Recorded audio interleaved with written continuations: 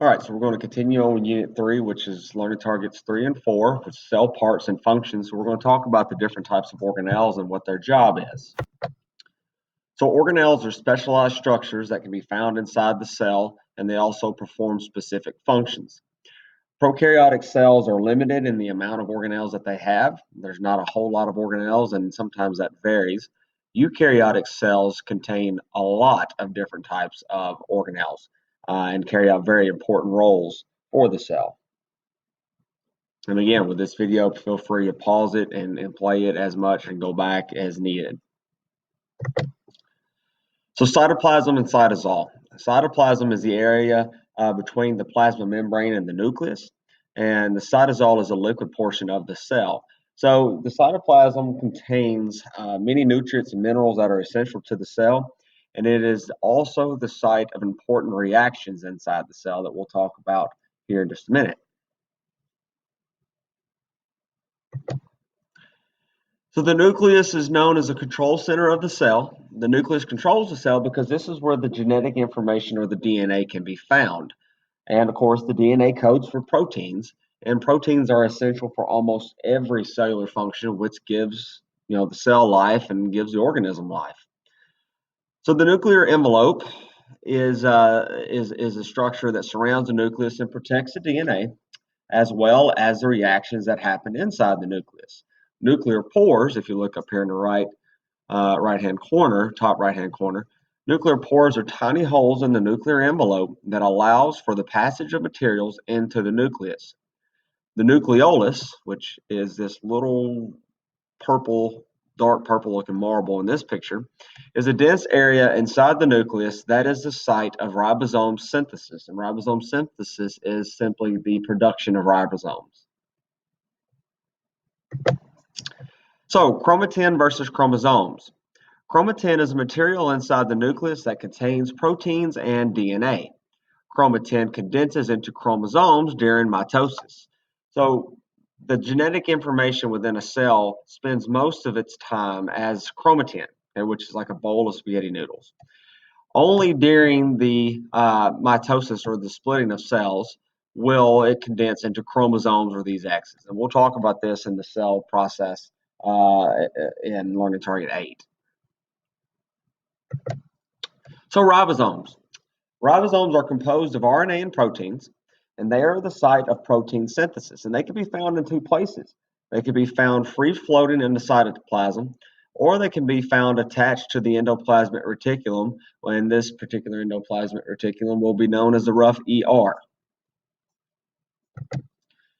So the endomembrane system is a system of membranes that can be found in the cytoplasm within the cell that acts as transport within the cell, as well as packaging and sending materials outside of the cell. So we'll talk about the rough ER, smooth ER, Golgi apparatus, vesicles, and then the plasma membrane. So the endoplasmic reticulum, and from this point forward will be referred to as the ER. This is part of the endomembrane system near the nucleus that is involved in the production and transport of cellular components and materials for other cells. The rough has got two different types of ER. So you have the rough ER, which is the endoplasmic reticulum that is covered with ribosomes, or these ribosomes are embedded in the wall of the rough ER. And the ribosomes, the proteins that are made by these ribosomes, enter the ER for transport out of the cell. So the proteins that are made on the ribosomes on the rough ER are going to be shipped out of the cell.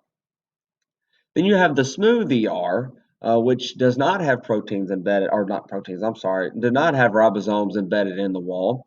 And this is a site of membrane lipid synthesis. So the material that is needed to make the phospholipid bilayers is going to be made in the smooth ER.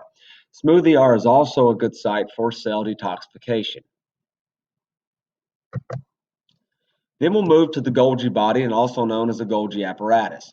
So this receives vesicles from the ER, modifies the material for shipment out of the cell, and sends them towards the plasma membrane to be shipped out of the cell. Typically, we're talking about what's being sent as proteins that are made by the ribosomes on the rough ER. A vesicle is a membrane sac used for temporary storage and movement of materials. It is made of the same type of membrane that the cell membrane is made of. So proteins, production to shipment. Proteins are produced on the ribosomes and move into the rough ER. The protein is shipped from the Golgi body to the Golgi body for modification and repackaging. The protein is shipped from the Golgi body towards the cell membrane in a vesicle, and the vesicle fuses with the cell membrane, expelling the contents into the extracellular space. And that's what we see happening right here. I would recommend pausing the video here and writing these steps down. Lysosomes are membrane sacs that break down and recycle old cell parts. They are filled with enzymes that break down larger molecules into individual monomers that can be used by the cell to grow and continue its life cycle.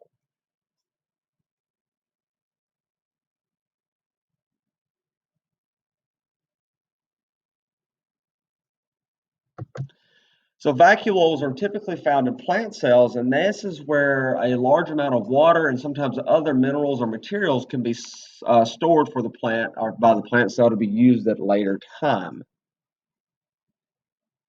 The mitochondria, you all know it as a powerhouse of the cell, and that is true. It's found in both animal and plant cells. And this is a site of cellular respiration where sugar is broken down and it creates all the energy needed by the cell.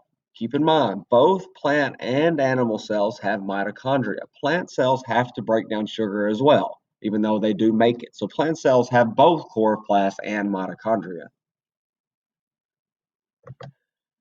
Chloroplasts are only found in plant cells, and there's a few bacteria that have it, and we'll talk about those later. This is the site of photosynthesis, and it converts sunlight and carbon dioxide into high-energy glucose, which will be used in cellular respiration. So the cytoskeleton gives the cell structure and support, and it also aids in the movement of material inside the cell as well as moving the entire cell itself. So you have microfilaments, and these are thread-like structures that are created from a protein called actin. This gives the cell structure and flexibility and moves the cell in its environment. Then you have microtubules that are straw-like structures made of proteins, and they act as tow ropes inside the cell, which moves materials around inside the cell. And we'll talk more about these microtubules when we get to the cell process, the uh, mitosis process. Cilia and flagella are also made of microtubules, and we'll talk about those here in just a few slides. Centrioles are only found in animal cells. These are specialized microtubules that organize the cell during cell division. So we'll talk about centrioles even more in Learning Target 8. So cell motility will be the last thing we talk about, and there's three different ways. There's three different structures that cells uh, that cells use to move themselves. So number one is cilia, and these are tiny hair-like projections that move the cell using a wave-type motion. Next is flagella, and these are long whip-like structures that move the cell, and it kind of looks like a tail. So if you look right here, it looks like a tail. And then last is a pseudopodia, is also known as a false foot, and this is a temporary projection of the cytoplasm that is used for eating and movement by some cells and organisms. So you see here it'll reach itself out to take in food or latch on to pull itself to the next spot that it is wanting to go. So that is the end of this learning target. Feel free to go back, pause the video, rewatch it as many times as needed to get everything that you need. If you have questions, let me know, and be sure you complete the video form that goes with this. Thank you. Have a good day.